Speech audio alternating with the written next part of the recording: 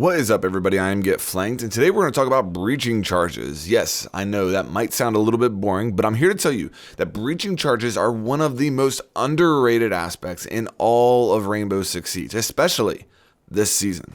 Now, it's completely understandable that breaching charges are underrated. They've been in the game since the beginning. A lot of people kind of overlook them, including me. Up until about the end of last season, I wasn't running breaching charges on very many of my loadouts. I've started using them more and more, and I've noticed that it's made me a more dynamic player. The clip you're seeing on the screen right now is a great example of that. You're going to see me playing as Twitch, running breaching charges instead of the Claymore, and you're going to see that it allows me to play vertically, which I wouldn't have been able to do with the Claymore. So that's really the first thing that I want to accomplish in this video, is to first explain why I think that breaching charges are underrated, why you should be bringing them in more loadouts than you currently are. I'm going to show you a couple of interactions that breaching charges have with other gadgets in the game that you might not be aware of, but that adds to just how powerful the breaching charges can be. After that, we're going to go into a custom game. I want to show you some specific attacks and show you how breaching charges can change that attack and bring a different dynamic to that attack with certain operators. And then finally, we'll go into each operator that has them available and just talk a little bit about their loadout and whether I think you should be bringing breaching charges with those operators. But first things first, why are breaching charges underrated? Well, you're seeing the first thing that really comes to mind on the screen right now. It allows you to play vertical with operators other than the Sledge, the Buck, the Jackal, the typical vertical operators. If you bring breaching charges with Twitch, you can now play vertical. Now, granted, you're not going to be able to open up as much as with the Buck or the Sledge, but still, I mean, this is a very powerful aspect to Twitch. You're bringing one of the best guns in the game, you are giving up a Claymore, and now you can open up 3 pretty large holes above the objective if you want to. And I think that's extremely powerful and extremely underrated in the game right now. I'm not seeing a lot of people do this. So the ability to play vertical is a huge aspect of why breaching charges are underrated, but it's not the only thing by far. Think about Castle. If you're carrying breaching charges, Castle isn't really going to slow you down much at all. If you are putting a breaching charge on a Castle door, I get it. They can shoot your feet while you're doing that. You are exposed, but that's where the buff this season comes in. The fact is that this season, you can now deploy breaching charges much faster than you could in the previous season, about 30% faster. So that's a big buff to these breaching charges and allows you to take down castle doors without exposing yourself for as long. Now let's talk about a couple of interactions that breaching charges have that you might not have been aware of. First of all, you're going to see on the screen right now that there's an evil eye on that reinforced wall. I place a breaching charge on the soft floor below it, and you'll see that once I blow it up, it actually destroys that evil eye. Now I get it, that's a very specific circumstance right there, and you might not encounter that in a lot of games, but it's still something to be aware of, an aspect of breaching charges that could come in handy, and just something that makes it even stronger. Now, there are some people who will laugh at you for placing a breaching charge on a normal barricaded window or door, but I'm going to show you a circumstance now where that could be the play. You just saw that they placed barbed wire and a goo mine underneath of that window. They're going to re-barricade it. I'm going to go around. I'm going to place my breaching charge on that window, and you're going to see that whenever I detonate it, I not only take out that barricade, but I also destroy that goo mine and that barbed wire as well. In the next clip, you'll see me do the same thing with the frost mat. So if you are in a circumstance where you drone out a window and you want to enter it and you see that there's barbed wire, goo mines, ele mines, frost mats under that window, if you take out that barricade on that window with a breaching charge, you're going to take out all that stuff with it. And I think that's pretty strong. You have to understand that you are exposed while you're placing that breaching charge. They could shoot through that window and take you out. You do make noise when you're applying that breaching charge. If they have a vault cam out there, they could see you doing that. So you have to be aware of all that. But again, the fact that you're deploying them faster this season means you're exposed for a shorter amount of time. And I just can't express how strong I think this is. Okay, so now I want to go into a custom game and show you 2 specific attacks with Hibana and show you how bringing breaching charges with Hibana makes a lot of sense on these specific attacks and how they can really put a lot more pressure on the defenders with Hibana. Now, I want to make it clear that Hibana is not the only operator that I recommend breaching charges with, but their strengths kind of line up. If you think about Hibana, a lot of times you're going above the objective to open hatches with Hibana, and when you do that, you're going to be in a position where you could use breaching charges to open up soft floors and apply more vertical pressure that way, and that's really what these attacks kind of focus on. Okay, so here we are on border, and I'm in a custom game by myself, but imagine we're playing bomb, and the objective is ventilation and workshop, this objective that's down here. A lot of times as a Hibana, you're going to go up here to open these hatches. Again, imagine that these hatches are reinforced. So as an Hibana, you would clear up here and then come and open these 2 hatches.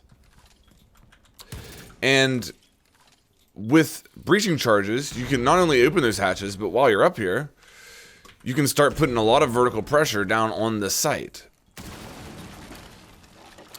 by just using your breaching charges. So when you look at everything that you're able to open up with Hibana after you open these breaching charges, I mean, look at this. You've got 2 hatches open. You've got a lot of vertical lines of sight here looking down into the objective. And just, I mean, as a defender, there's really nowhere that's safe inside of that workshop. And, you know, that's so much stronger, in my opinion, than just being able to open those hatches and then having 3 flash grenades. Let's take a look at another site where you can do this. Okay, so here we are on Chalet, and let's say you're attacking this kitchen trophy room objective. You know, one of the first things you're going to do normally as an attacking team is take master bedroom control. You're going to go up top here, and you're going to try and open this hatch that drops down into kitchen. A lot of times, you're going to be playing as a Hibana to, you know, get this hatch in case they reinforced it. Again, imagine that it's reinforced. You're going to get this control up here, and once you do, you're going to open this hatch. Well, as Hibana, with breaching charges, you can now enter into the office just by going through this wall and then start putting some more vertical pressure. Now, you don't have to go through the wall like that. That's just kind of an added feature of the breaching charges. But look, this site right here, this spot right here is very common for defenders to be. So you're going to push them out of there by opening that. And then you can kind of come over here and put another one down right here. And, you know, open up and put some more vertical pressure and just not allow them to feel comfortable really at all anywhere there in dining. Now, you can adjust those 2 spots if you want to put them somewhere else. You could, you know, start putting some vertical pressure over here as well. I'm just kind of showing you that how powerful it is to be able to open hatches, because you're normally going to be up here as a Hibana anyway, opening these hatches, but also being able to pull out these breaching charges and apply vertical pressure in other areas as well. Okay, so as strong as breaching charges are, in order to bring them in your loadout, you have to give something else up. And on the screen right now, I'm showing you every single operator that has breaching charges available to them. And up the top in green is what that operator would have to give up in order to bring them. So Thatcher, Twitch, Ying, Zofia, and Nomad all can bring breaching charges, but in order to do that, they have to give up a Claymore. The same is true with the other ones with Flash, Smokes, and Frags. Now, it is important to note that Finka is the only operator that has frag grenades and a breaching charge available to her. So which operators should you be bringing breaching charges with? Well, if you only take one thing away from this video, it is this. There is no universal answer as far as loadout with operators. You should be changing your operator loadout based upon the map and objective. And if you're not, that means to me that you probably don't have a plan going into every single round. Now, it's possible that the defenders can throw you for a curve, and it's possible that for the 90% of the objectives you're going to be attacking, you're going to be running the same loadout with an operator. But if you're not looking at your loadout and changing things based upon what you're likely to use for that given round, that's a bad sign for you as an attacker.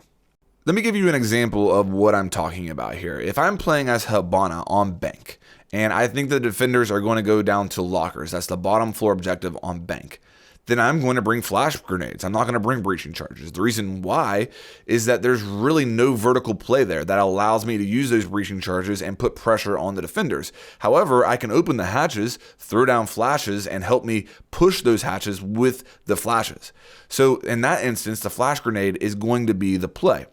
However, if I think the defenders are very likely to go the archives, that's the middle floor objective on bank, in that, you know, kind of small area there with tellers and archives, then I'm going to bring breaching charges. And I showed you that in the Twitch clip at the beginning of the video, that I can get up above, I can use the breaching charges to open up those soft floors and put a lot of pressure on the defenders. So that's just an example there of how you need to be switching out your loadout depending on map and objective. And if you're not doing that, that's a mistake.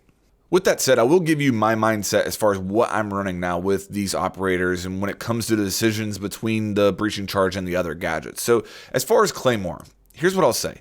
If you don't have a specific plan for that Claymore, if you don't know where you're going to use the Claymore, I would say start looking at that breaching charge. If you do have a specific plan for that Claymore, ask yourself, how many times is that being useful for you? How many kills are you getting with it? How useful is that claymore really for you? Are you just going through the motions because that's always what you do by placing a claymore here? And only you can really answer that question.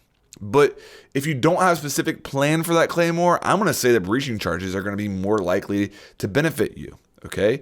When it comes to Thatcher, I really like breaching charges because you can kind of use his utility and then rotate and start putting vertical pressure. It just brings an interesting dynamic to Thatcher. Twitch, it's the same thing. Ying, it's a little bit probably less often that I'm bringing breaching charges with her. I'm not exactly sure why, but it's just kind of the way I kind of feel. I feel like a lot of times with Ying, I'm on windows and stuff like that, and I like to have, you know, another run out or something covered by a claymore.